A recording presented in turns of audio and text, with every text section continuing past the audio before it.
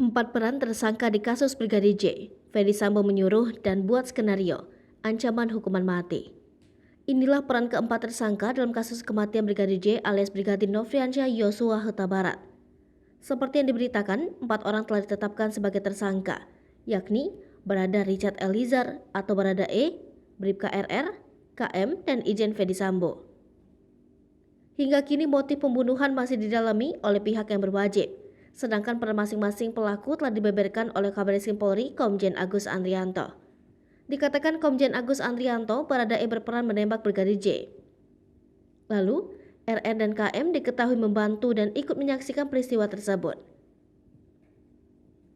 Sementara itu, Ferdy Sambo memerintahkan penembakan dan merancang skenario seolah-olah terjadi tembak-menembak di rumah dinas Irjen Pol Ferdy Sambo. Agus lalu menjelaskan terkait pasal yang disangkakan kepada para tersangka. Tersangka kasus kematian Brigadir J dijerat dengan pasal 340, subsidiar pasal 338, jungto pasal 55 dan pasal 56 KUHP. Adapun ancaman hukumannya yakni maksimal hukuman mati atau penjara seumur hidup atau penjara selama-lamanya 20 tahun. Diberitakan tribunnews.com sebelumnya, tim khusus Kapolri menggelar penggeledahan rumah Irjen Ferdy Sambo di Jalan Saguling 3, Duren 3, Jakarta Selatan, Selasa 9 Agustus 2022.